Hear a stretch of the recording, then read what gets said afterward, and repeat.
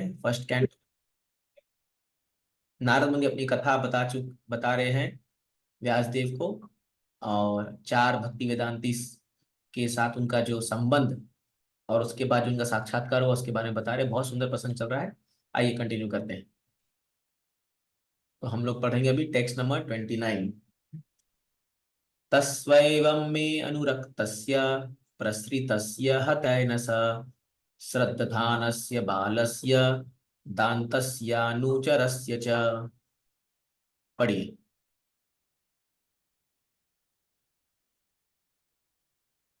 मैं उन मुनियों के सर्वस प्रति प्रणाम।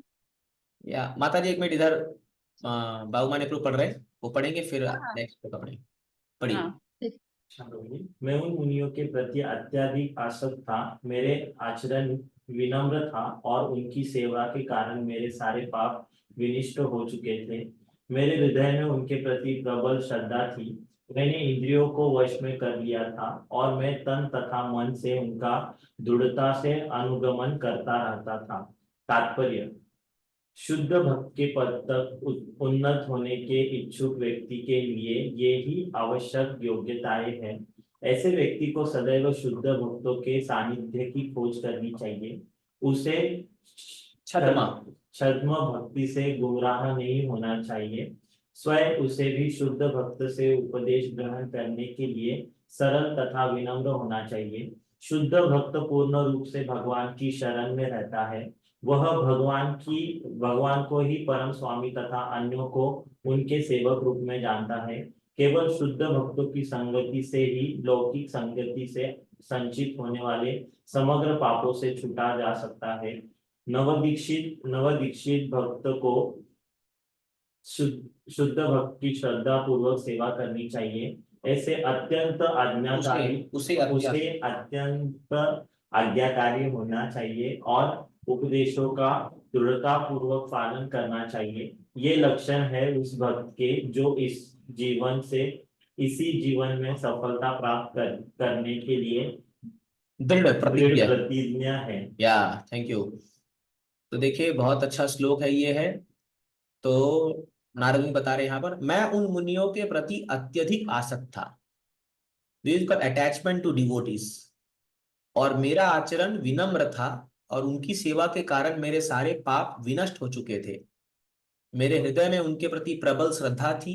मैंने इंद्रियों को वश में कर लिया था और मैं तन तथा मन से उनका दृढ़ता से अनुगमन करता रहा था। ओके, बहुत ये है essence, how to serve a pure duty of Lord. एक वैष्णव की कैसी सेवा करनी चाहिए। देखिए एक बात मैं आपको बताना चाहता हूं कि हम वैष्णव लोगों को आर्टिफिशियली खुश नहीं कर सकते। तो जैसे कोई भी जो गुरुजन है या हमारे वरिष्ठ हैं, वो हमारी सर्विस एटीट्यूड के वजह से खुश होते हैं, है ना। वो हम्बल, लाइक मैं आपको बताना चाहता हूँ, कल मैं एक प्रोग्राम में गया था शाम को, तो वो हॉल पूरा खचाखच भर्ती था, लगभग 500 लोग थे वहां पर, और मुझे लेक्चर देने के लिए वहां बोला गया था। वही गौर पूर्णिमा का महोत्सव था। लेकिन उन जो भक्त लोग ने ऑर्गेनाइज किया था, ऑफकोर्स वो लोग 8-10 साल पुराने भक्त हैं, क्या भाव था उनका।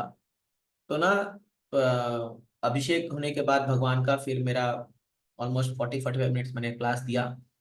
उसके बाद आरती हुई, और फिर वो लोग ने, सभी जो वैष्णव भक्त लोग आए थे इस्कॉन से, खास करके 8-10 लोग थे हम लोग, उनको टेबल में बैठा करके, और जितना भी महाप्रसाद भगवान को चढ़ा था, तो वो लोग हमको बांट रहे थे, मतलब 56 भोग जो लगा था पूरा। तो चलिए अब कौन खा पाएगा, इतना प्रसाद था, लेकिन जो उनका भाव था, जो प्रभु जी महाराज जी, प्रभु जी एक पीस लीजिए ना, प्रभु जी ये कीजिए ना, इतना सुंदर भाव था कि भक्तों के प्रति, कि बहुत अच्छा लगा देख करके। तो मन से ब्लेसिंग निकला कि अरे आप बहुत अच्छा भक्ति कर रहे हो और आपका ये प्रोग्राम और बढ़े और भक्त लोग बढ़े। तो मन से वो इच्छा आई। तो ऑफकोर्स हमारे ग्रुप में भी डिवोटीज बहुत अच्छा सेवा करते हैं, बहुत अच्छे अच्छे भक्त हैं जो मैंने देखा उनका भाव। एक्चुअली यही एसेंस है भक्ति में आगे बढ़ने का। तो जब अब वैष्णव लोग तो, हर कोई की सेवा, ऐसा नहीं है कि खाली ब्रह्मचारी हो या वो हो, तो कोई भी वैष्णव हो उसके प्रति एक आदर का भाव, एक श्रद्धा का भाव, और एक जो है विनम्रता का भाव, ये होने से क्या होता है कि हम उस वैष्णव की ब्लेसिंग्स को आकर्षित करते हैं, वी अट्रैक्ट ब्लेसिंग्स। और ये ब्लेसिंग से जो है हमारी वृद्धि होती है भक्ति में। तो इसमें अपने छद्म भक्त, छद्म भक्त से दूर रहना चाहिए। छद्म मतलब जो मैनिपुलेटिव है, जो पॉलिटिकली चीजों को देखते हैं, जो अपना फायदा खाली ढूंढते हैं, ऐसे वैष्णव, ऑफकोर्स ये भी वैष्णव बनने का प्रयास कर रहे हैं, बट इनके साथ थोड़ा रहना थोड़ा सा सही नहीं है हमारे भक्ति के लिए। तो we have to see the intention, कि एक अगर भक्त है वो क्या, उसके जीवन का प्रायोरिटी क्या है। क्या कृष्ण भक्ति उसके जीवन का प्रायोरिटी है? क्या उसके जीवन का जो निर्वाह है वो गुरु और प्रभुपाद जी के आदेशों का पालन करने के प्रति समर्पित है या नहीं है? तो इन सभी बातों को जो है हमें देखना चाहिए, और तब हमें डिसाइड करना चाहिए हमें किसका एसोसिएशन करना है। इज वेरी वेरी इंपॉर्टेंट कि हम कैसे भक्तों का संग कर रहे हैं, हम कैसे लोगों का एसोसिएशन कर रहे हैं, ये बहुत बहुत इंपॉर्टेंट है। और अगर हम इसको ध्यान नहीं देंगे तो हमारी भक्ति जो है वो सुपरफिशियली चलने के कारण जो है वो स्टम्बल भी कर सकती है, वो ब्लॉक हो सकती है आगे जा करके। सो इसलिए आज सुबह मैंने भागवतम क्लास दिया था, उसमें मैं बता रहा था कि कोर प्रिंसिपल्स को कभी नहीं छोड़ना चाहिए। तो कोर प्रिंसिपल्स क्या है? हरिनाम जप, श्रीमद् गीता, भगवत गीता भागवतम का श्रवण, वैष्णव की सेवा, भगवान के अर्च विग्रह की सेवा। वो जो पांच प्रिंसिपल चैतन्य महाप्रभु ने सिखाए हम लोग को, नाम संकीर्तन, भागवत श्रवण, वैष्णव का संग, धामवास और अर्च विग्रह सेवा, ये पांच चीज जो है ये कोर प्रिंसिपल्स है भक्ति के। और हमें कभी भी इससे हटना नहीं चाहिए। हालांकि हम बहुत सारे अन्य चीज कर सकते हैं साथ में, लेकिन ये कोर प्रिंसिपल्स में अगर हम लोग प्रगाढ़ रूप से दृढ़ता पूर्वक हम नहीं जुड़ेंगे तो भक्ति लता जो है वो सूख जाएगी। तो यदि कोई व्यक्ति है जो नाम जप में, कीर्तन में, श्रवणम में, ये सब में ध्यान नहीं दे रहा है, और दिन ब दिन पार हो जा रहे हैं, कुछ कथा कीर्तन नहीं हो रहा है, कुछ जो है वो वैष्णव का संग नहीं हो रहा है, प्रॉपर क्लासेस नहीं सुन रहे हैं, तो देखो कि ड्राई हो जाती है फिर भक्ति, और अपने आप उसमें टेस्ट जो है वो चला जाता है। तो ये नहीं होना चाहिए। तो देखिए नारद मुनि यहाँ पर कितना अच्छा क्वालिफिकेशन बता रहे हैं कि वो दृढ़ प्रतिज्ञ थे, वो विनम्र थे, और वो वैष्णव से आसक्त थे। तो हम लोग को भी ये आसक्ति डेवलप करनी है डिवोटीज के प्रति, कि भाई अरे एक हफ्ता हो गया, भक्तों से मुलाकात ही नहीं हुई, मैं मंदिर नहीं गया, अरे भक्तों का कोई सानिध्य नहीं मिला, मैं प्रोग्राम में नहीं गया। तो ऐसी मन में एक रिपेंटेंस आना चाहिए, अरे वाह यार, मेरे मेरा कुछ प्रोग्राम मिस हो गया, और या मैंने भगवान की कुछ सेवा नहीं करी, मैंने भक्तों को सेवा नहीं करी। तो ये चीज को हमारे एकदम कोर प्रिंसिपल बनाना चाहिए हमारे जीवन का। Then we become devotees, then it is inside our heart. तो हम बहुत सारे भक्तों को देखते हैं जो भक्ति कर रहे हैं, but they have their own agenda. उनका अपना एजेंडा रहता है कि भाई मुझे मेरा मतलब निकालना है, मुझे अच्छा जॉब मिल जाएगा, या मुझे एक अच्छा जो है चलो एक अच्छा कंपनी मिल गया, या चलो प्रसाद अच्छा मिल जाता है। तो एक साइड लाइन एजेंडा होता है सभी भक्त, कुछ कुछ भक्तों का। और some people even if they join full time devotees they want post position, कि भाई इस्कॉन बड़ी संस्था है, मुझे यहाँ पर एक बड़ी पोस्ट मिल जाएगी, मैं प्रेसिडेंट बन जाऊंगा। या पहले बोलते थे कि चलो मैं फॉरेन जाने का चांस मिलेगा, मेरे को अमेरिका भेज देंगे ये लोग। तो ये सब साइड एजेंडा है। अगर ये हमारा मकसद है भक्ति का, कुछ समय की देरी है, हम लोग जो है पूरे ड्राई हो जाएंगे इसमें।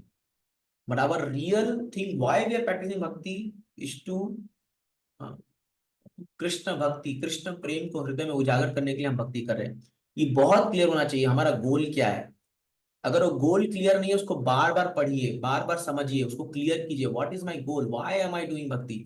मैं क्यों सुबह से उठ के 16 माला जप कर रहा हूँ, क्यों इतना मेहनत कर रहे हैं हम लोग, हम इतना सारे नियम पालन कर रहे हैं, चार नियम पालन कर रहे हैं। हाँ, समाज से हम एक तरह से कट से गए हैं हम लोग, डिसोसिएट सा हो गए हैं, व्हाट फॉर व्हाट। तो अगर हमें वो कृष्ण प्रेम नहीं मिल रहा है या कृष्ण भक्ति में आगे नहीं बढ़ रहे हैं, तो सब वेस्ट है। तो we have to think very carefully हम सही दिशा में जा रहे ही जा रहे कि केवल हम खाली दिखावाबाजी कर रहे हैं। तो ये चीजें बहुत जरूरी है। तो नारद मुनि देखिए, इनका बहुत अच्छा गुण था कि जो उन भक्ति वेदांतस ने इनको सिखाया वो इन्होंने हृदय में पकड़ लिया। तो कई बार हम बहुत सारे क्लासेस लेक्चर सुनते हैं बट उसको हृदय में धारण नहीं करते। वो आते हैं, सुनते हैं, आज के आनंद की जय बोल के चले जाते हैं। बहुत सारे भक्तों को मैंने देखा। तो अभी जिस समय चैतन्य महाप्रभु गायन उन्होंने सुना, गौर पूर्णिमा गई, सुना, बस मजा आ गया, बहुत अच्छा लगा, बहुत बढ़िया प्रोग्राम हो गया, ये हो गया। बट व्हाट आफ्टर दैट, हमने कुछ लीला से सुना, समझा कि नहीं समझा, या हमने कुछ आगे अपने भक्ति की वृद्धि करने के लिए कुछ प्लान किया कि नहीं किया। This matters a lot. तो इसीलिए भगवान की लीलाओं को हमारे हृदय में धारण करना होगा हम लोग को। अरे, कब वो दिन आएगा जब मैं भी पूरा फुल्ली भगवान की सेवा में रत हो जाऊंगा पूरा। I will become absorbed in Krishna consciousness and give my 100% to serve Krishna with all humility, with all submissiveness। मैं भगवान की सेवा करूंगा, अपने गुरु की सेवा करूंगा। तो ये चीजें बहुत जरूरी है। तो कृपया इन बातों को हमें धीरे धीरे कल्टीवेट करना है। और जिन भक्तों के अंदर हम ये गुण देखते हैं उनसे सीखना है कैसे हमारे अंदर ये गुण लाए। तो then will advance very swiftly. Yes, next लोग।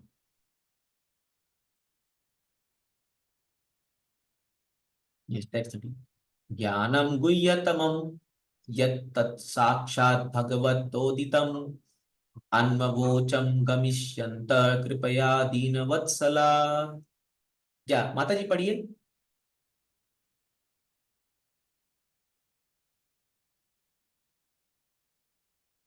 हरे कृष्णा।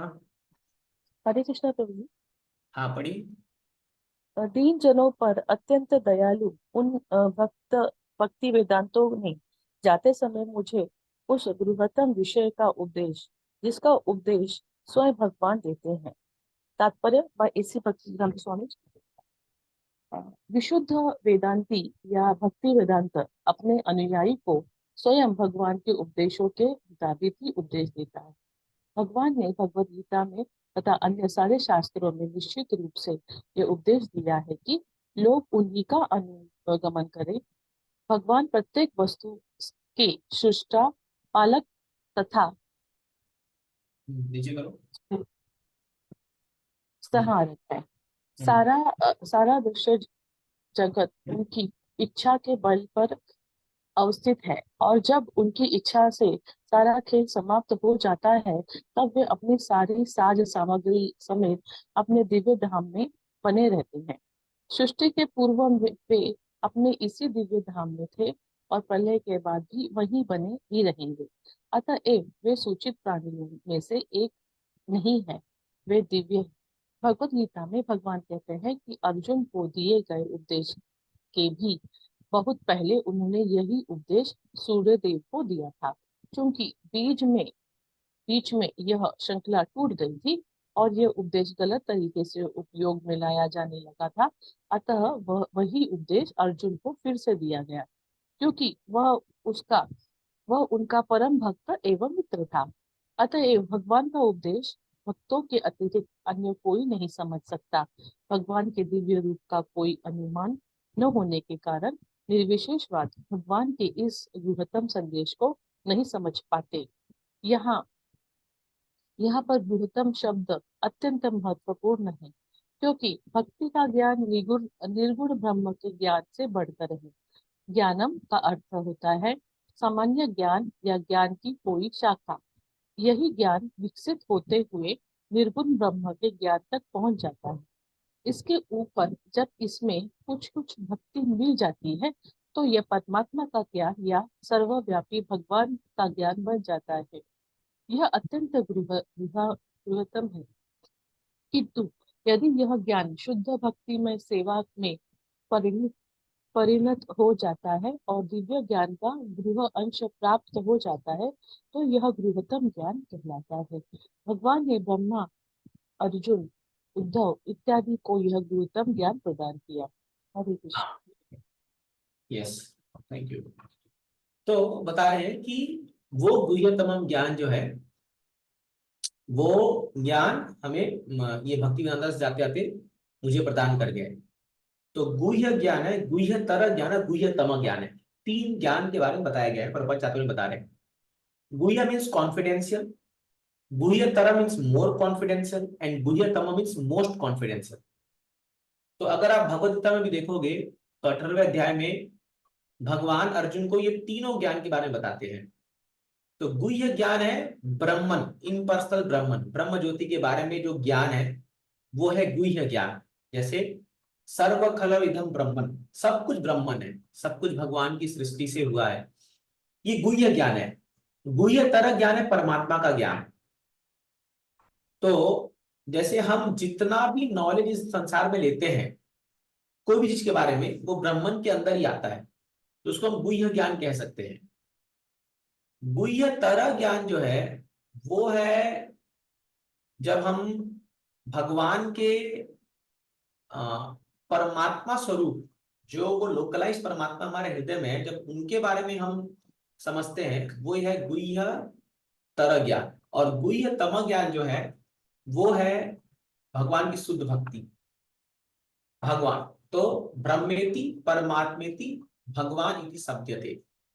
तो ब्रह्मेति ज्ञान जो है वो है गुह्य ज्ञान, परमात्मा का ज्ञान जो है वो है गुह्यतर ज्ञान, और जो भगवान का ज्ञान है, परम पुरुष कृष्ण का जो ज्ञान है वो है गुह्यतम ज्ञान। तो अब भगवता में 3 श्लोक बताए गए हैं, गुह्य ज्ञान, गुह्यतर ज्ञान, गुह्यतम ज्ञान। तो गुह्य ज्ञान जो है वो बताया गया है, जो हम लोग ये श्लोक पढ़ते हैं ना, ये जो न श्रुति न कांक्षति ब्रह्म भूत प्रसन्न आत्मा न सोचती न कांक्षति सम सर्वेषु भूतेषु। जब व्यक्ति ब्रह्मन ज्ञान में पहुंच जाता है तो क्या होता है, वो जो है प्रसन्न आत्मा, वो आनंद में रहता है, न सोचती न कांक्षति, बहुत इंपॉर्टेंट है ये। जब व्यक्ति ब्राह्मण में स्थित होता है तो वो कोई लैमेंट नहीं करता और किसी प्रकार का कोई शोक नहीं करता और फ्यूचर के लिए चिंता नहीं करता, एंजाइटी नहीं रहता, न सोचती, न पास्ट का लैमेंट करता है, न फ्यूचर का वरी करता है। ठीक है, समा सर्वेषु भूतेषु, सबको ब्राह्मण के रूप में देखता है। एंड दैट टाइम मद भक्ति लभते पराम, भक्ति स्टार्ट होती है उस समय गुह्य ज्ञान से। ये गुह्य ज्ञान है। नाउ गुह्य तरह ज्ञान क्या भगवान बताते हैं गीता में, अहम सर्वस्य भूतानां हृदय सर्व तिष्ठति ब्राह्मयन सर्वभूतानि यंत्रवाणी माया। तो हे अर्जुन, मैं सभी के हृदय में विराजमान हूं और सबका शरीर जो एक मशीन के समान है, और तुम एक आत्मा हो और जो उस मशीन के अंदर बैठे उसके ड्राइवर हो। ये गुह्य तरह ज्ञान है, क्योंकि और इंटरनल ज्ञान है अपने बारे में जानना। अभी हमने ब्राह्मण का ज्ञान जाना जो पूरे संसार में हम देख रहे हैं कि हर जगह ब्राह्मण समाये हुए हैं, गुह्य ज्ञान हो गया। गुह्य तरह हो गया जब हम अपने अंदर परमात्मा को देख पाएंगे कि मेरे अंदर परमात्मा है और वो यंत्र प्राणी माया, तो वो जो है यंत्र के समान इस शरीर को चलाने के लिए दोनों आत्मा परमात्मा काम कर रहे हैं, ये गुह्यतर ज्ञान। बट गुह्यतम ज्ञान क्या है, मन मना भव मद भक्तो मदिया जीवनाम नमस्कुरु मामेव सत्यम ते प्रति जाने प्रियोसि में। ये गुह्यतम ज्ञान है जहां भगवान अपना हृदय खोल कर रख देते हैं। वो बोलते हैं अर्जुन, मेरा चिंतन करो, मन मना, मेरा अपने मन को मुझ में लगाओ, मद भक्तो, मेरी भक्ति करो, मद याजी, मेरी उपासना करो, माम नमस्कुरु, मुझे नमस्कार करो। ये जो चीज हम लोग कर रहे हैं अभी इस्कॉन में, हम लोग जो सीख रहे हैं, भगवान को प्रणाम करना, भगवान को भक्ति करना, सेवा करना, उनसे प्रेम करना, ये गुह्यतम ज्ञान है। तो हम सब बड़े भाग्यशाली हैं कि जैसे वो वहां बता रहे कि वो भक्ति वेदांता ने उनको ये ज्ञान दिया, तो हमें भी भक्ति वेदांता ने ज्ञान दिया। कौन? ऐसी भक्ति वेदांत स्वामी प्रभुपाद। तो हमें भी जो है ये जो गुह्यतम ज्ञान है वो डायरेक्ट प्रभुपाद जी हमको दे रहे हैं अपने किताबों के माध्यम से, अपने लेक्चर्स के माध्यम से। और वो बार बार ये चीज सिखा रहे हैं, भगवान की भक्ति करो, भगवान की सेवा करो। तो ये गुह्यतम ज्ञान है। जब आप इस ज्ञान को आप पकड़ लोगे, समझ जाओगे, तो ऑटोमेटिक गुह्य और गुह्यतर ज्ञान आपके हृदय में ऑटोमेटिक आ जाएगा। We need not extraneously study other things, हमें दरकार नहीं है। इसलिए प्रभुपाद बोलते हैं कि जो लोग भगवान की शुद्ध भक्ति करते हैं वो ऑटोमेटिक ज्ञानवान हो जाते हैं। बहुनाम जन्मनाम अंते ज्ञानवान माम प्रपद्यते वासुदेवम सर्वमिति स महात्मा सुदुर्लभा। तो जब बहु जन्मों के बाद आप ज्ञान संचित करते करते करते करते एक स्टेज आएगा जब आप ज्ञानवान माम प्रपद्यते, वो व्यक्ति सरेंडर कर जाता है भगवान को, है ना, बहुत सरेंडर कर जाता है वो भगवान को। तो वासुदेवम सर्वमिति, अगर आप कन्विंस हो गए कि कृष्ण सब कुछ है, तो स महात्मा सुदुर्लभ, बहुत मुश्किल ऐसा महात्मा मिलना जो ये पूर्णतः जानता है कृष्ण सब कुछ है, कृष्णा इज एवरीथिंग। और वो पॉइंट प्रभुपाद जी हमको पहले से सिखा दे रहे हैं, कृष्णा सब कुछ है, कृष्णा इज एवरीथिंग, अहम सर्वस्य प्रभवो मत्तः सर्वं प्रवर्तते इति मत्वा भजन्ते मां बुधा भाव समन्विता। Krishna is everything, this is the summum bonum of all knowledge. Krishna is the supreme personality of Godhead. He is Param Bhagwan. He is Param Purusha. He is all powerful. He is Akhil Rasamik Sindhu. Everything is Krishna. तो अब हम लोग क्या करना है, हमारा conviction बढ़ाना है। ये थ्योरेटिकल नॉलेज हो गया हम लोग को, कृष्णा सब कुछ है। बट जब भक्ति करते जाएंगे करते जाएंगे करते जाएंगे, हमको रियलाइज होने लग जाएगा, yes Krishna is everything and I am his servant, मैं भगवान का दास हूं और कृष्ण सब कुछ है। तो ये जो गुह्यतम ज्ञान है वो हम और सॉलिडिफाई हो जाएगा। तो यही ज्ञान भक्ति वेदांता ने नारद मुनि को दिया, और अब आप देखिए वो प्रैक्टिस करके उसको साक्षात्कार करेंगे। अब वो ज्ञान देके चले जाएंगे भक्ति वेदांता, लेकिन अभी प्रैक्टिस करेंगे और फिर नारद को उसका रियलाइजेशन होगा। अभी आगे हम पढ़ेंगे उसके बारे में। चलिए नेक्स्ट पढ़ते। हरे कृष्ण प्रभु जी। हाँ बोलिए माता जी। प्रभु जी, भक्ति जो है ब्रह्मबुद्ध स्टेज के बाद ही शुरू होती है। तो हाँ अब हम जो कर रहे हैं, तो हाँ वो हम वहां तक पहुंचने का प्रयास कर रहे हैं क्या, हाँ ब्रह्मबुद्ध यस। स्टेज? तो जो भक्ति वहां की बात कर रही भगवान, वो शुद्ध भक्ति की बात हो रही है। जब हम ब्रह्मपुत्र प्रसन्नात्मा जी में पहुंच जाएंगे तब हम एक्चुअली शुद्ध भक्ति का टेस्ट चखेंगे। अभी जो हम लोग भक्ति कर रहे हैं वो साधना भक्ति है। तो दो प्रकार की भक्ति होती है, एक होती है साधना भक्ति और एक होती है रागानुगा भक्ति। तो सॉरी, सात तीन प्रकार की भक्ति बताए गए हैं शास्त्र में, भक्त में। साधना भक्ति, भाव भक्ति, प्रेम भक्ति। साधना में दो है, एक है आ, एक है जो नॉर्मल प्रैक्टिस हम करते हैं जिसको वैदी, साधना बोलते हैं, वैदिक वैदी वैदी भक्ति। और एक है राग। रागानुगा भक्ति। तो अभी हम लोग वैदी भक्ति का पालन कर रहे हैं, धीरे धीरे करते करते हम रागानुगा पहुंचेंगे और फिर रागानुगा करने के बाद हम भाव पहुंचेंगे।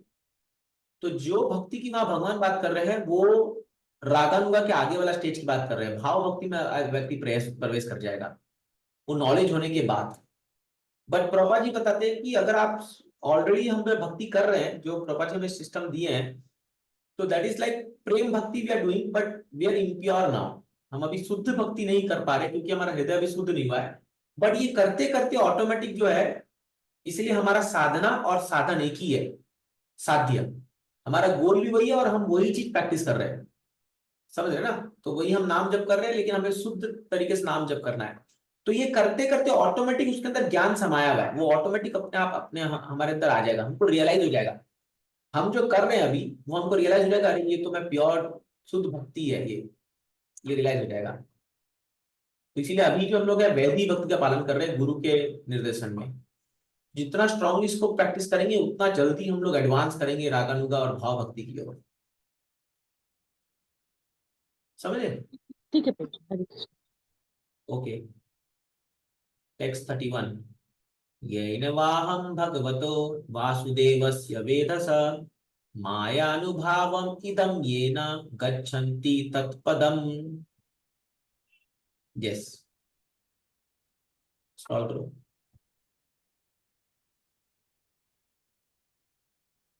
ट्रांसलेशन,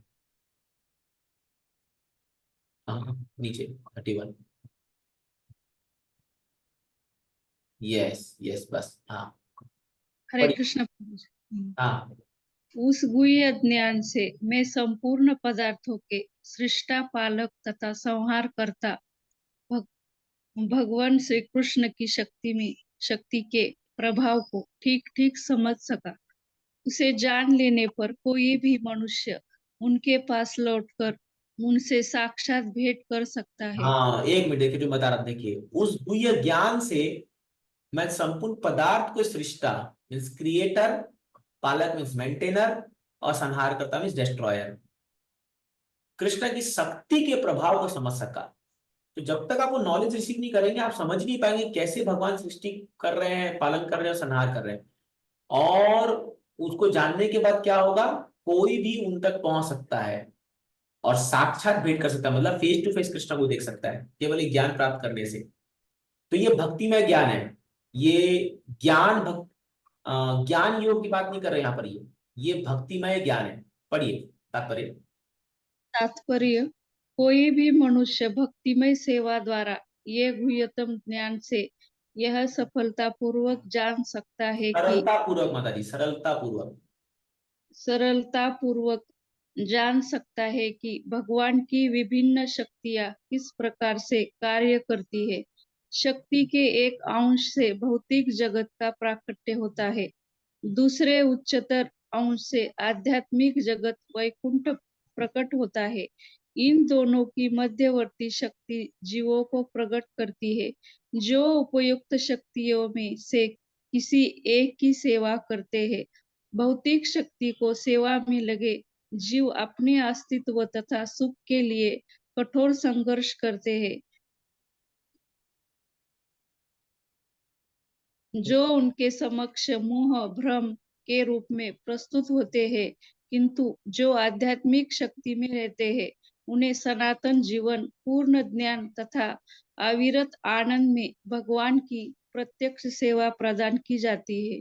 जैसा ही भगवत गीता में भगवान ने कहा है, उनकी इच्छा है कि सारे बद्ध जीव जो भौतिक शक्ति को सत्ता में सड़ रहे हैं, इस भौतिक जगत के सारे कार्य व्यापारों को त्याग कर पास उनके पास वापस आ जाए। ज्ञान का यह गुह्यतम अंश है, लेकिन इसे शुद्ध भक्त ही समझ सकते हैं। अतएव वे ही भगवान के धाम में उनका दर्शन करने तथा उनकी सेवा करने के लिए पहुंच पाते हैं। इसका ज्वलंत उदाहरण स्वयं नारद जी है, जिन्हें शाश्वत ज्ञान तथा शाश्वत आनंद की यह अवस्था प्राप्त हुई। इसके सारे साधन तथा मार्ग हर एक के लिए खुले रहते हैं।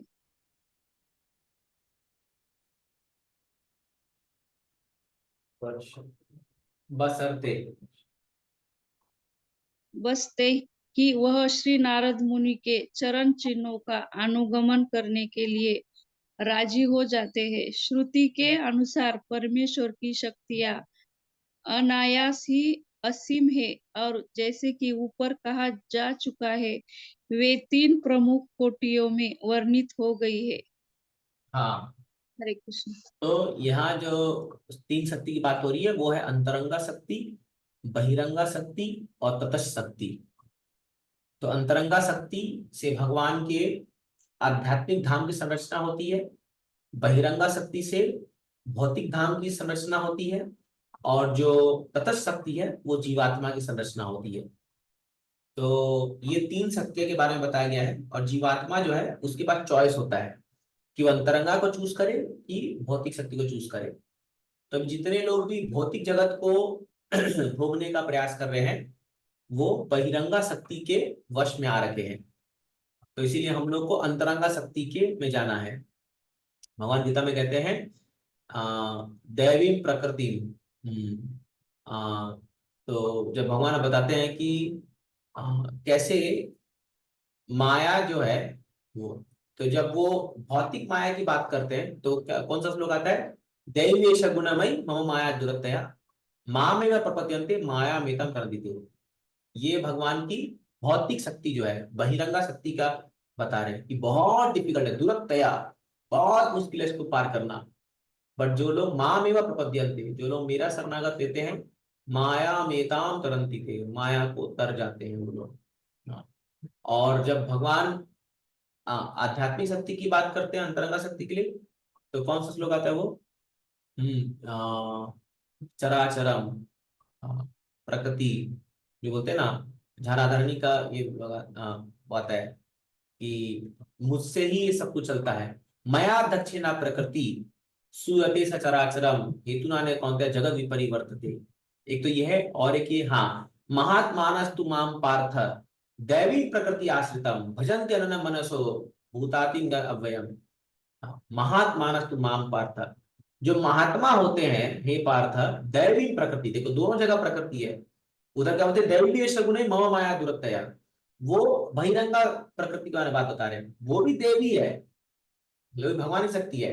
लेकिन यहाँ पर क्या बोल रहे हैं, जो महात्मा होते हैं वो किसका शेल्टर लेते हैं, हाँ, वो जो देवी प्रकृति यहाँ बोल रहे हैं वो राधा रानी है।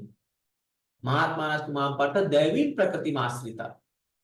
तो अभी जब वहां बोला कि अरे वो देवी प्रकृति बहुत दुरत्य है, तो फिर महात्मा लोग उससे सेंटर कैसे लेंगे। गीता में 2 श्लोक आता है जहां देवी प्रकृति के बारे में बात करते हैं भगवान, तो वहां पर बोल रहे हैं मोह माया दुरत्या बहुत मुश्किल है, और फिर इधर बोल रहे हैं कि महात्मा लोग उससे शेल्टर लेते हैं। तो ये कैसा है, ये तो कोई कंफ्यूज हो जाएगा कि क्या बात बोल रहे हैं भगवान। बट समझना चाहिए वहां पर जो बात कर रहे हैं भगवान वो है बहिरंगा शक्ति माया, महामाया, और यहाँ जो प्रकृति की बात बोल रहे हैं भगवान वो है योग माया। महात्मानस्तु माम पार्थ दैवी प्रकृति आश्रिता। तो अब जब आश्रय लेते तो करते क्या, लोग भजन के अनन्य मनसो, मेरा भजन करते, अनन्य भजन करते मेरा, हाँ।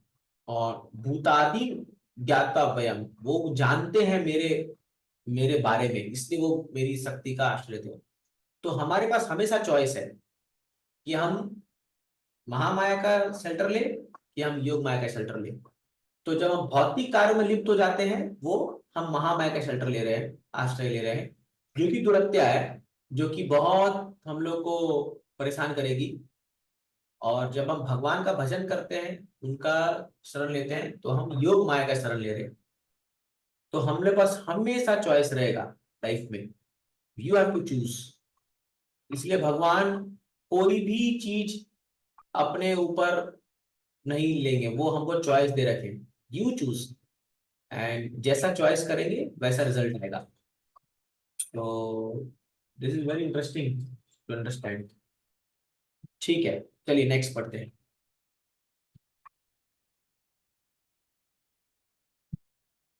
32, यस।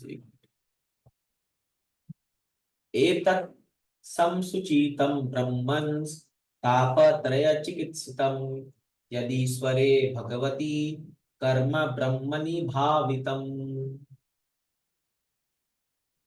पढ़िए।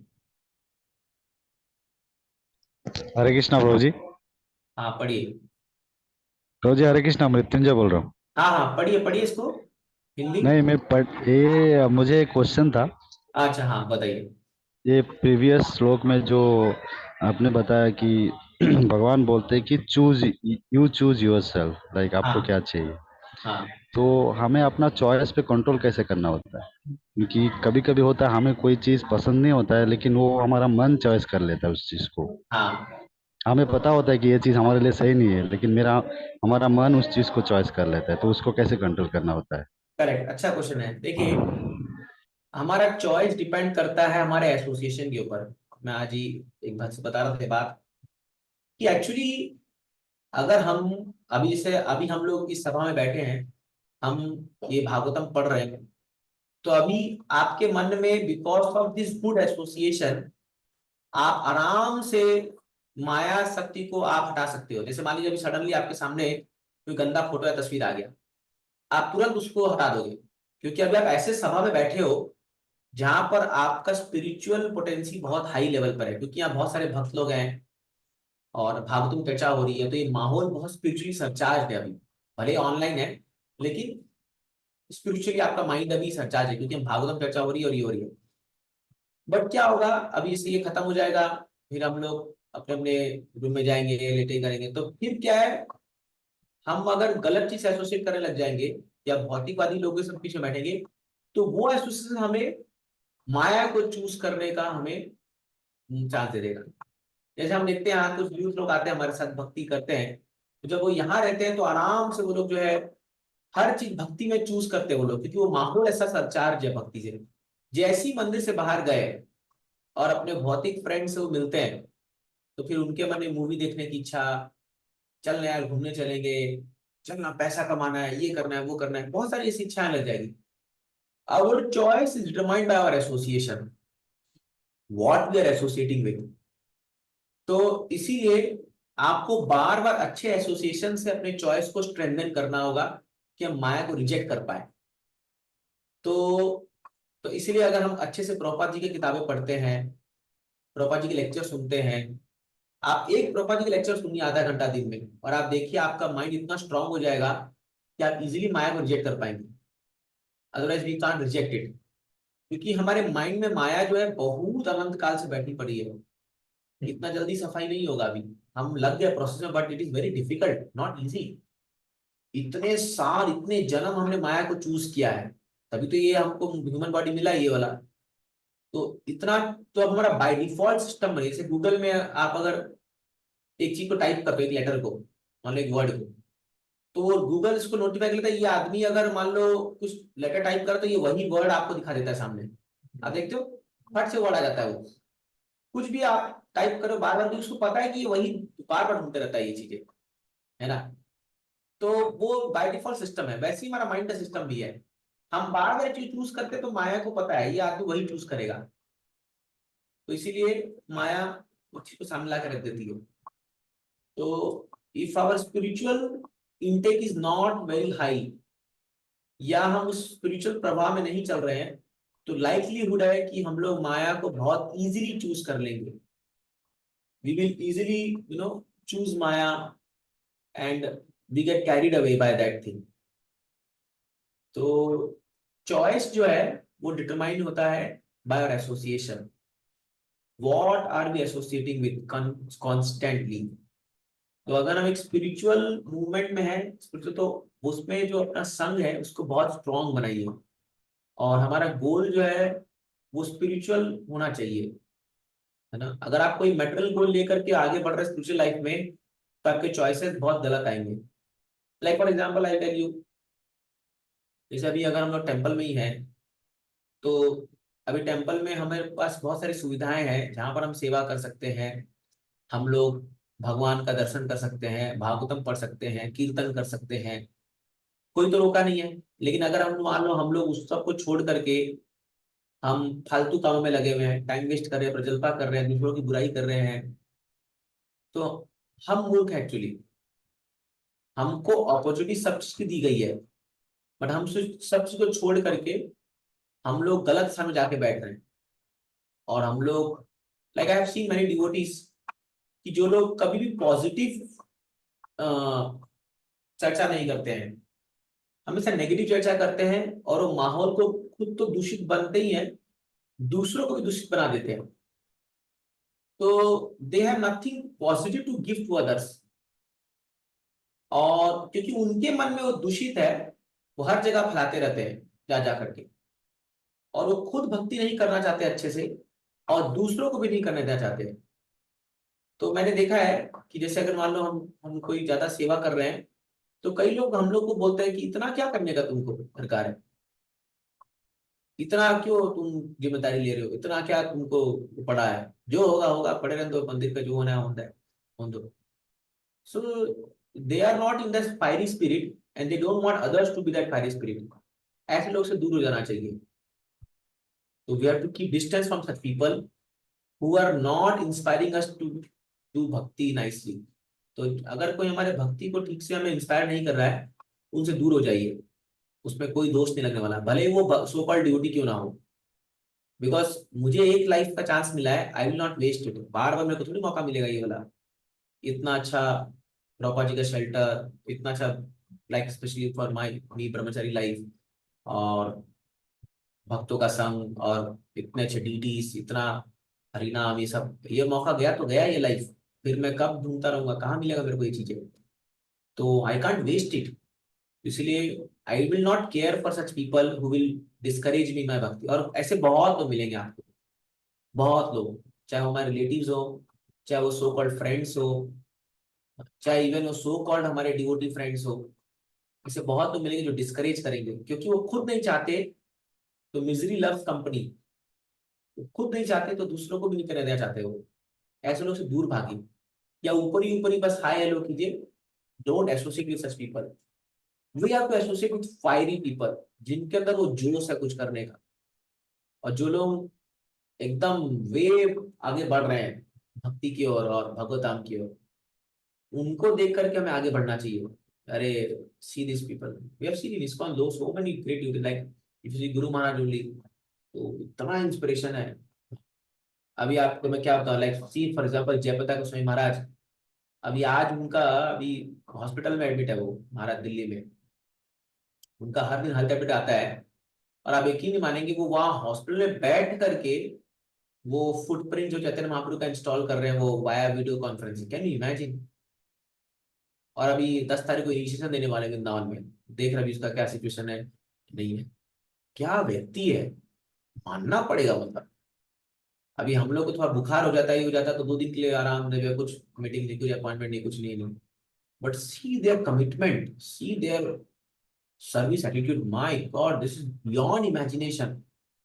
इन लोग को देख करके हमको वो लेना चाहिए, क्या कर रहे लोग। गुरु महाराज को देखिए, गोपाल कृष्ण महाराज, उनको इन्विटेशन मिल जाए मना नहीं करते, हर जगह जाते हैं, हर जगह जो है अपना, चलने को मुश्किल हो रहा है लेकिन फिर भी, क्योंकि दे हैव, उन्होंने आत्मसात कर लिया भक्ति को अपने अंदर, तो उनको अपने माइंड को एडजस्ट नहीं करना पड़ता कि मैं सेवा करूं कि नहीं करूं। They are so inspired. अब उनके लिए चॉइस का कोई वो नहीं पड़ता कि मैं चूज करूं कि नहीं करूं। उनका डिफॉल्ट सिस्टम क्या बन गया है, कृष्ण की सेवा जहां मिली बढ़ जाओगे, that is their default system. तो we have to make our default system like this, कि कहीं पर भी अगर हमको कुछ मौका मिल रहा है भक्ति करने का, let's go for it, and then Krishna will inspire. मैं आपको कल का बताता हूँ मेरे साथ क्या हुआ कि मैं तो प्रोग्राम में गया था, तो जिस एरिया से हम लोग जा रहे थे, इतना वहां मीट का दुकान उकान था, बाप रे, वो सब बाहर में लटके हुए थे सब। I was so discourage. मैं वो जब मैं बोला प्रोजेक्ट कौन से एरिया ले आया प्रोजेक्ट हम लोग को, एकदम देख के कितना अजीब घिन सा आ रहा है। तो मुझे बड़ा दुख सा हो रहा था, अरे क्या होगा इन लोगों का, इनको पता नहीं है कितना ये लोग पाप कर्म कर रहे हैं और कितना इनको तकलीफ होगा। तो थोड़ा माइंड थोड़ा सा अजीब सा हो गया था। और जैसे ही हम लोग वो हॉल में गए जहाँ प्रोग्राम चल रहा था, उधर गौर निताई थे, अभिषेक चल रहा था, कीर्तन हो रहा था, भक्त लोग थे, अरे पूरा माहौल ही चेंज हो गया। तो सो इंस्पायरिंग। फिर मैं बैठा था तो मुझे थोड़ा फीवरिश लग रहा था।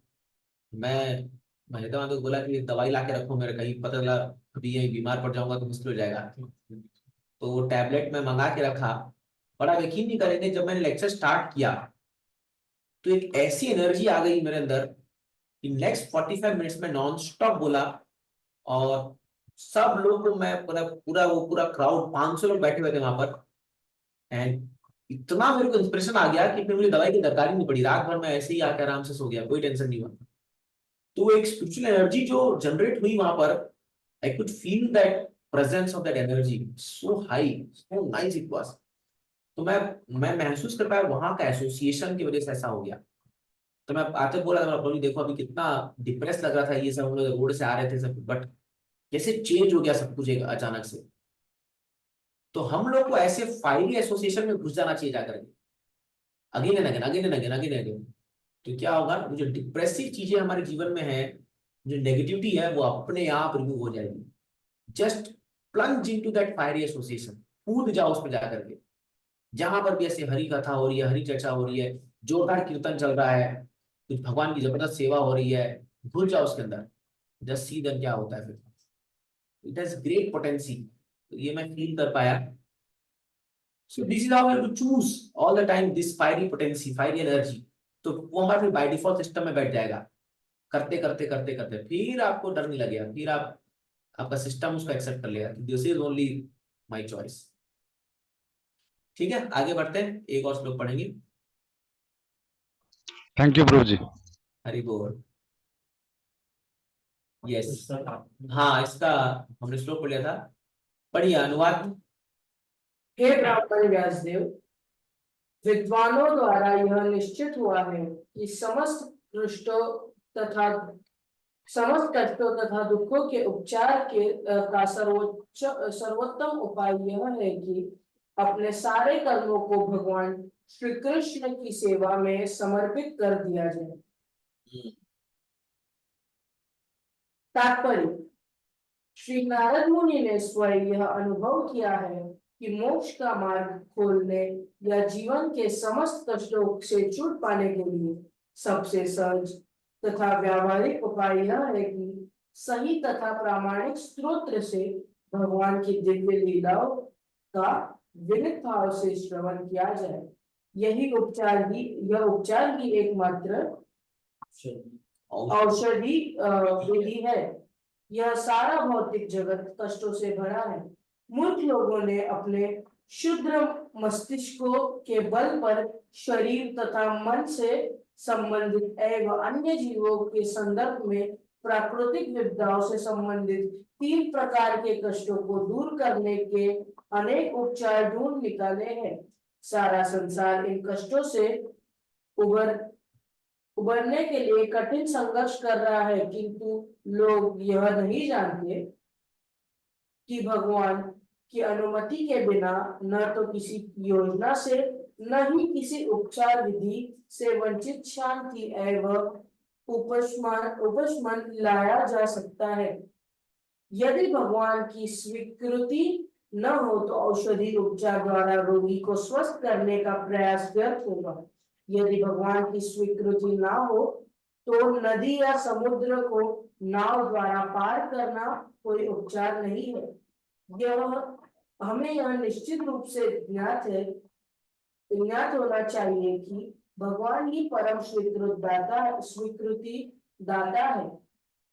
अतएव अंतिम सफलता के लिए या सफलता के मार्ग के अवरोधों से मुक्ति पाने के लिए हमें अपने सारे प्रयास भगवान को समर्पित कर देने चाहिए।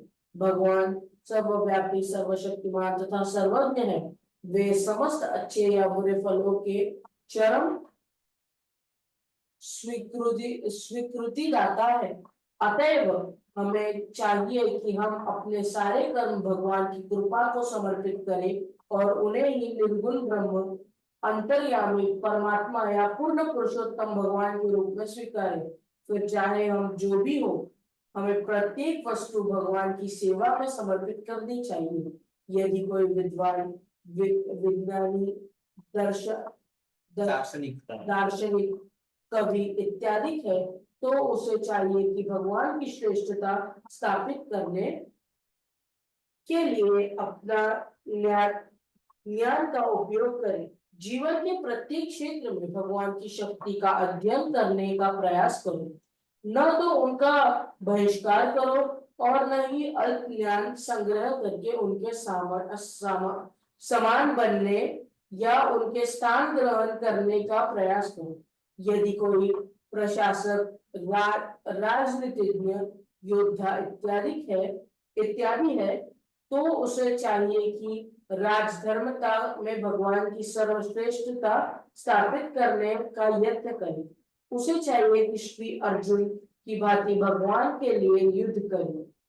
प्रारंभ में महान योद्धा श्री अर्जुन ने युद्ध करने से इनकार कर दिया था, किंतु जब भगवान ने उसे विश्वास दिलाया कि युद्ध करना आवश्यक है तो उसने अपना इरादा बदल लिया और भगवान के लिए युद्ध किया। इसी प्रकार यदि कोई व्यापारी है, उद्योगपति है या किसान है तो उसे चाहिए कि अपनी गाड़ी कमाई का खर्चा भगवान के लिए करे। सदैव यही सोचना चाहिए कि जितना भी संचित धन है वह भगवान की संपदा है। संपदा को भाग्य की देवी लक्ष्मी माना जाता है और भगवान तो नारायण या लक्ष्मीपति है। अतएव लक्ष्मी को भगवान नारायण की सेवा में लगाने का प्रयत्न करो और सुखी बनो। जीवन के प्रत्येक क्षेत्र में भगवान की अनुभूति करने का यही रास्ता है। अनंत सर्वोत्तम बात तो यह होगी कि समस्त भौतिक कार्यों से छुटकारा पाकर अपने आप को भगवान के दिव्य लीलाओं के श्रवण में लगाया जाए। किंतु ऐसा अवसर प्राप्त न होने पर मनुष्य को चाहिए कि वह जिन जिन वस्तुओं के प्रति आकर्षित है उन्हें वह भगवान की सेवा में लगाने का प्रयास करे। शांति तथा संपन्नता का यही मार्ग है। इस श्लोक में संसूचितम शब्द भी महत्वपूर्ण है। किसी को कभी यह नहीं सोचना चाहिए कि नारद की अनुभूति बाल कल्पना मात्र थी। ऐसा नहीं है।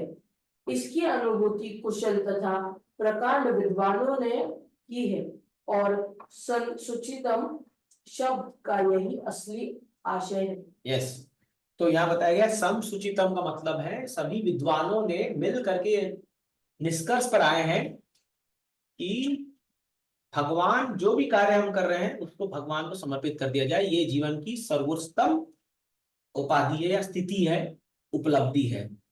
एतावान सांख्य जन्म साफल्यम, ऐसा श्लोक है, अंते नारायण स्मृति। अंत में नारायण स्मृति, भगवान की स्मृति हो, भगवान का स्मरण हो। ये सभी शास्त्र, सभी आचार्य, सभी ब्राह्मण, सभी वैष्णव का निष्कर्ष बात है कि हमको अंत में भगवान का स्मरण करना है। और वो तभी होगा जब हम अपने सारे कार्य को भगवान के चरणों में समर्पित कर देंगे। भगवान गीता में बोलते हैं ना, यद करोसि यदस्नासि यद ददासि जुहासि यद, ये तपस्वी कौन्तेय मत कुरु अर्पणम, मुझे अर्पण करो, जस्ट गिव इट टू मी।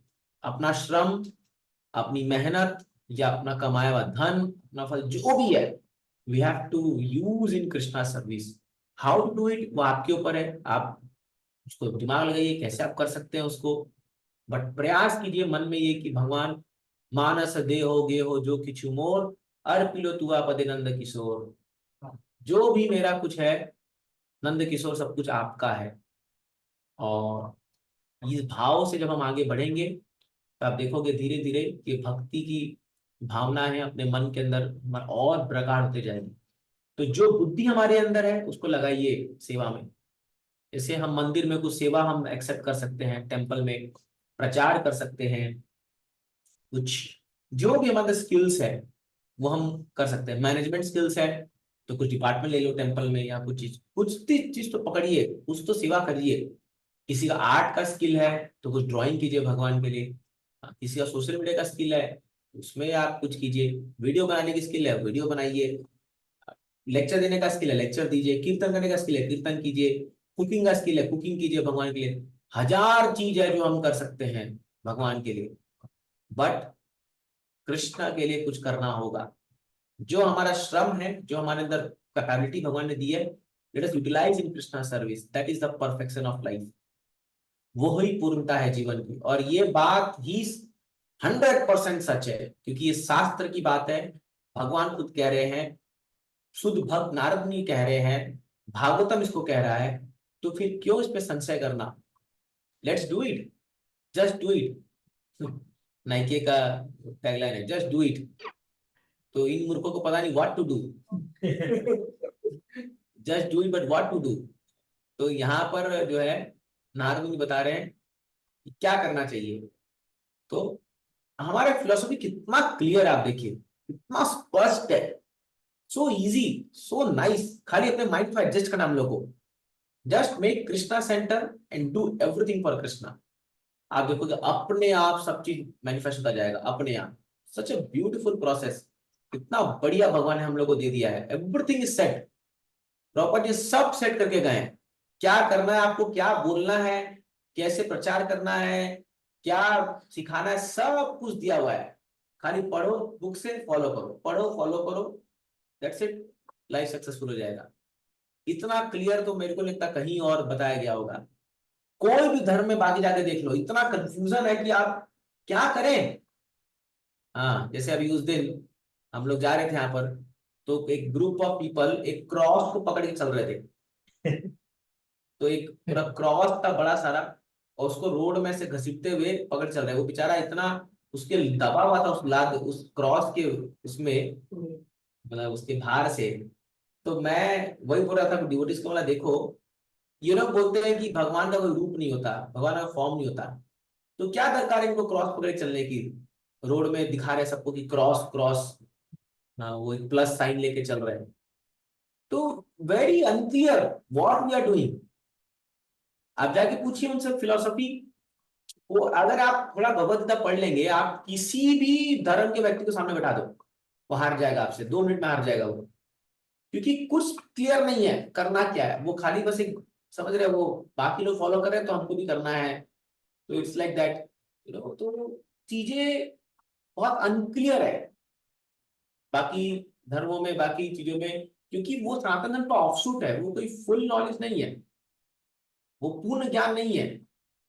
तो इसलिए उसको इवन जीसस क्राइस्ट ने खुद कहा था ना ये बात कि I have so much to speak to you, मुझे कितना कुछ आपसे कहना है, but you are not qualified to hear, आप सुनने के लायक नहीं हो। और इधर कृष्ण क्या कह रहे हैं अर्जुन से, हाँ, सुनो मैं परमम वचा, हे अर्जुन मैं तुम्हें सब कुछ ज्ञान आज देने वाला हूं, राज विद्या राज गुह्यम पवित्रमिदम उत्तमम प्रत्यक्षागमम धर्मम सुसुखम कर्तव्यम वयम, राज विद्या राज गुह्यम, द मोस्ट कॉन्फिडेंशियल नॉलेज मैं तुमको दे रहा हूं। ये अर्जुन क्वालिफाइड था, इतना उसकी क्षमता थी, just see the kind of knowledge हमको मिल रहा है।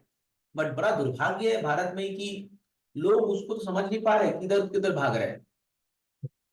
तो भगवत गीता को ही अगर हम लोग अपना एसेंस बनाने, और ऑफ कोर्स श्रीमद् भागवतम और पोस्ट ग्रेजुएशन स्टडी, तो it is such an amazing thing हमको ये मिल रखा है, just let us follow it sincerely. जो इतना प्रचार कर सकते हैं, इतने लोगों को हम इसमें जोड़ सकते हैं, कोई उसका अंत नहीं है, कोई सीमा नहीं है, हम इतने लोगों का जिंदगी सुधार सकते हैं। सो विद दैट नोट मैं यहाँ पर स्टॉप करूंगा, अगर इससे कोई प्रश्न है कुछ है तो आप चर्चा का बताइए। Thank you. हरे कृष्णा प्रभु जी, दंडवत प्रणाम। यस माता जी। आज ही एक एक्सपीरियंस मेरे साथ सोशल मीडिया पे एक व्यक्ति कह रहे थे कि वो साहिब के वर्ड्स को कोट करते हुए कहते हैं कि हरि का नाम जो होता है वो प्रसन्न रहता है, वही सुखी रहेगा। तो हाँ। वहां पे लगता है कि हरि का नाम मतलब आप किसी भी भगवान या कोई भी भगवान का नाम ले लीजिए। तो मैंने कमेंट किया तो बहुत सारे लोग बोलने लगे, तो क्या हमें ऐसी चीजों पे ध्यान देना चाहिए या फिर क्या करना चाहिए ऐसी सिचुएशन में? मतलब वो क्या बोलते हैं व्यक्ति की हरि का नाम जो देगा वो सुखी रहेगा। हाँ, लेकिन हरि मतलब किसी का भी नाम ले लो, किसी भी धर्म में किसी भी भगवान का नाम ले लो। हाँ, देखिए माता जी, वो देखिए कि वो सर्कल कैसा है। तो अभी क्या होता है कि जब हम एक ऐसे ग्रुप में है जहाँ सभी धर्म के लोग हैं और एक हमको एक जनरल बात करनी है, तो वहां पर हम लोग बोले ठीक है, एटलीस्ट हरि का नाम तो बोल रहा है, दैट इज गुड। जनरलाइज देखिए, मैं हमेशा बोलता हूँ, जैसे फॉर एग्जाम्पल अभी आप इस्कॉन में मान लीजिए, तो इस्कॉन के टर्म्स में जो चीजें जनरलाइज्ड है वो बात करेंगे तो लोग एक्सेप्ट करेंगे। अब जैसे फॉर एग्जाम्पल अगर अभी इस सर्कल में आप प्रभुपाद जी के जो भी बोलोगे सब एक्सेप्ट करेंगे, तो we will accept that, okay Prabhupada से सब एग्री करेंगे।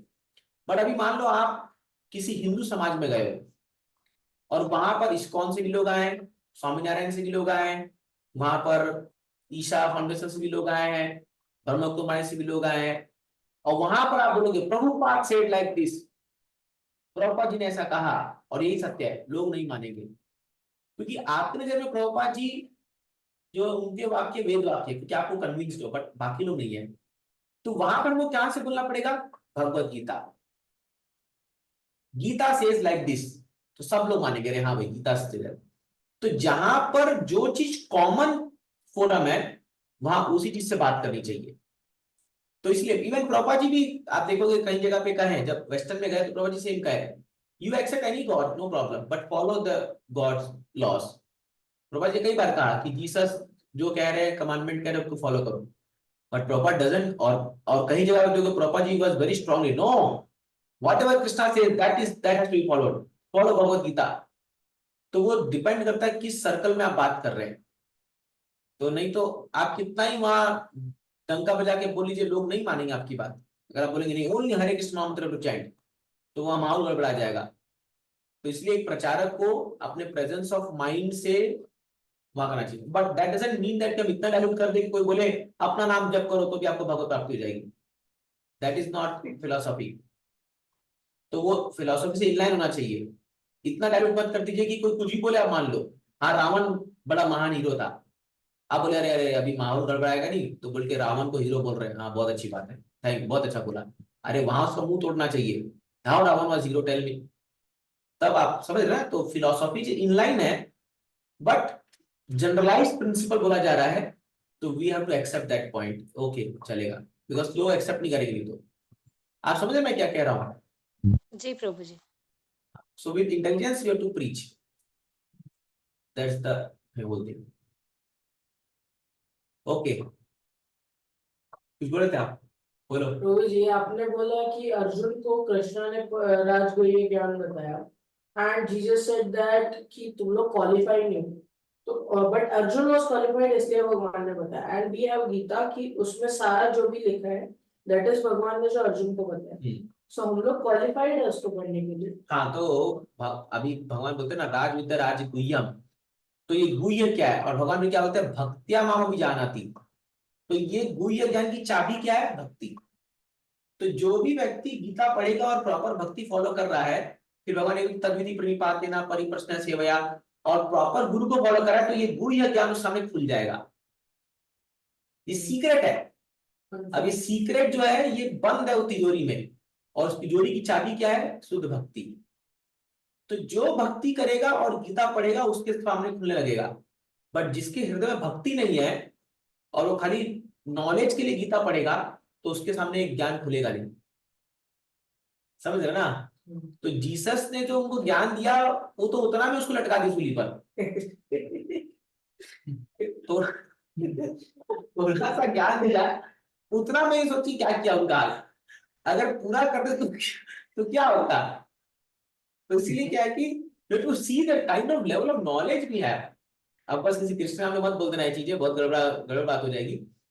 बट पॉइंट ये है कि सी द काइंड ऑफ नॉलेज, अगर आप दोनों कंपेयर कीजिए पूरा समझ में आ जाएगा आपको। अरे एक्चुअली प्रॉब्लम क्या है हमारे हिंदुओं में, ये लोग पढ़ते ही नहीं है। They don't know what is Bible, they don't know what is Quran, they don't know what is Bhagavad Gita. ये लोग वही सोशल मीडिया से सुन सुन के सोचते हैं हाँ ये बड़ा महान होगा, ये होगा। आप पढ़ के देखो, आपको दूध का दूध पानी का पानी हो जाएगा। क्या है, कुछ नहीं लिखा है बाकी जगह में।